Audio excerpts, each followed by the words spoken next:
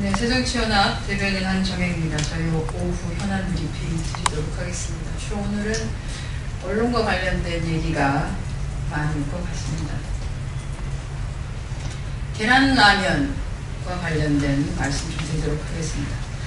청와대 출입기자단이 이른바 민경욱 대변인의 계란라면을 언급한, 그런 언급을 보도한 언론사 기자들에게는 짧게 3주에서 길게는 9주 동안 춘추관 출입을 금지시키는 조치를 취했습니다. 비보도를 전제로 한 발언을 기사로 썼다는 것이 그 이유라고 합니다.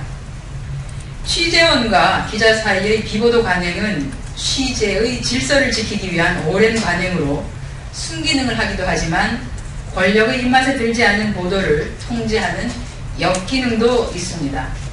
때문에 비보도 관행에도 나름의 원칙이 있지요. 하나는 취재원의 비보도 요청이 합리적 근거를 가져야 한다는 것이고, 또 다른 하나는 비보도가 누군가에 의해 깨졌을 때는 해제된다는 것입니다. 청와대의 비보도 요청은 대체로 대통령의 해외 순방 계획에 관한 사전 설명이나 정상회담의 뒷이야기 또는 외교관계에 영향을 미칠 만한 우리 정부의 기본 인식이라든지 북한 정보 등 국가 안보나 주요 정책 사안이 주 내용을 차지합니다. 계란라면 이야기는 아예 비보도 요청의 대상이 될 수도 없고 또한 받아들일 사안도 아닙니다. 그리고 이미 한 매체가 비보도 요청을 받아들이지 않고 보도해서 인터넷과 SNS에 관련 소식이 도배가 되고 있는데도 비보도를 유지한다는 것은 그야말로 손바닥으로 하늘을 가리는 것과 다를 바 없는 우매한 억지일 뿐인 것이지요. 때문에 국민들이 지금 취하고 있는 출입 금지 조치를 보도 통제로 보는 것은 어찌 보면 당연한 결과입니다. 이제 청와대가 답해야 합니다. 권력의 불편한 내용을 보도하면 아예 취재원에 대한 접근을 금지시킬 것입니까? 차단하겠다는 것입니까? 얼마 전 국제언론감시단체는 한국의 언론자유지수를 68이라고 발표했습니다. 이는 아프리카의 나미비아보다도 수준이 낮은 것으로 한국은 이제 더 이상 이미 언론자유국이 아니라는 것이지요. 청와대 기자 출입 금지 조치를 보면서 68이도 높은 수준이 아닌가 하는 슬픈 생각이 드는 오늘입니다. 세월호 참사 유족들이 청와대로 가는 길목에서 경찰과 대치하고 있는 가운데 민경욱 청와대 대변인이 유족 면담에 관한 청와대의 방침을 설명하면서 순수 유가족분들의 요청을 듣는 일이라면 박준우 정무수석이 나가서 면담할 계획이라고 밝혔습니다. 민 대변인이 말하는 순수 유가족 표현은 그 상대편의 불순한 유가족이나 또는 불순한 국민을 상정한 표현으로 그 어떠한 경우에도 결코 써서는 안 되는 부적절한 표현이자 청와대가 세월호 참사를 보는 시각을 드러낸 말이어서 참으로 놀라울 따름입니다. 그 자리에 있었던 사람 가운데 유가족이 아닌 사람은 그럼 불순한 국민이라는 말입니까? 아니면 직계가족은 순수 유가족이고 친인척은 불순 유가족이란 말입니까? 청와대는 세월호 참사로 좌절하고 또한 분노하고 있는 국민을 순수 국민과 불순한 국민으로 가르겠다는 것 아닌지 심히 의심스럽습니다. 일제강점기에 식민 통치에 반대하는 조선인을 불량선인이라며 선량한 조선인과 불량하고 불온한 조선인으로 구별해 통치한 일제의 망동을 떠올리게 하는 조치가 아닐 수 없습니다.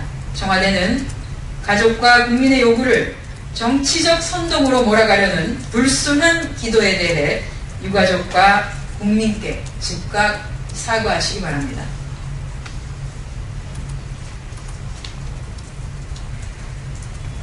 국립남도국악원에서 있었던 일에 대해서 브리핑드리도록 하겠습니다. 진도 팽목함에서 약 5분 거리에 있는 국립남도국악원 측이 세월호 가족에게 숙소 제공을 공식 제안했지만 석연치 않은 이유로 수용되지 않고 실제는 정부 부처 관계자, 경찰 간부, KBS, KTV 등 국정 홍보를 담당하는 일부 언론사 기자들만 이를 이용한 것으로 드러났습니다. 또한 국가원의 퇴거 요청에도 불구하고 이들은 퇴거 요청에 부응했다고도 전해지고 있습니다. 자식 잃고 부모 잃고 친구를 잃은 유가족들은 사고 현장과도 멀리 떨어진 체육관의 찬 바닥에서 그야말로 난민처럼 힘들게 지낸 반면 정부 부처 관계자들과 일부 공영방송의 기자들만 따뜻하고 시설 좋은 곳에서 특혜를 받고 지냈다는 사실에 분개하지 않을 수 없습니다. 국민은 정부에게 열악한 곳에서 몇 주째 구조만을 기다리는 유가족들을 배려하는 최소한의 모습마저도 기대할 수 없다는 것입니까?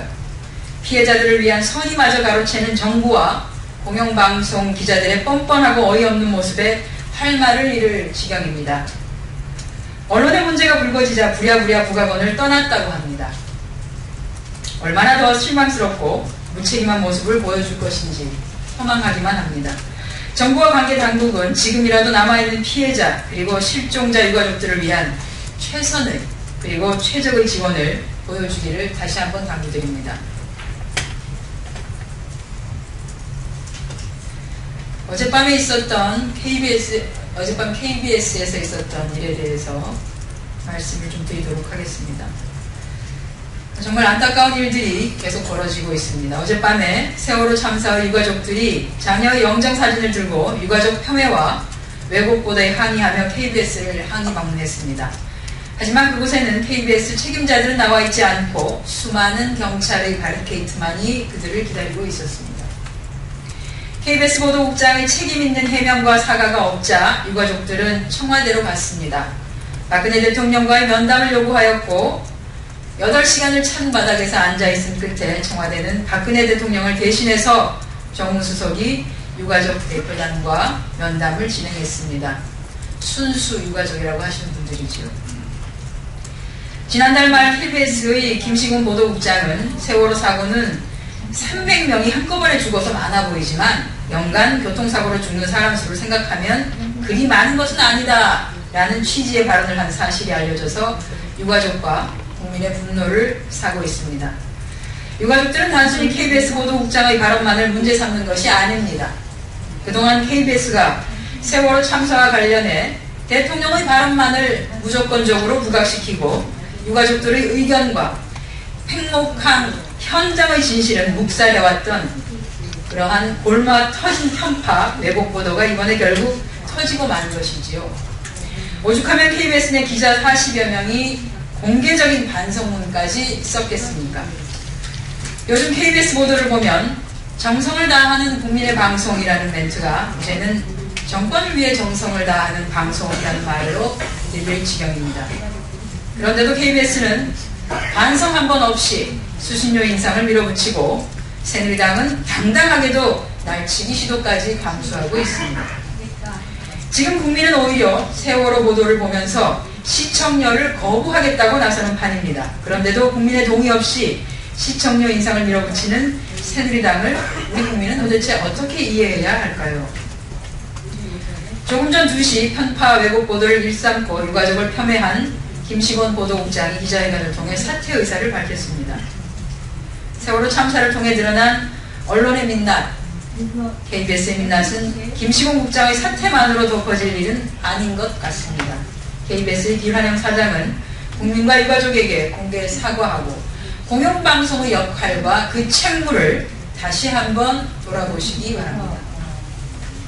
이상 오늘 현안 브리핑 마치겠습니다.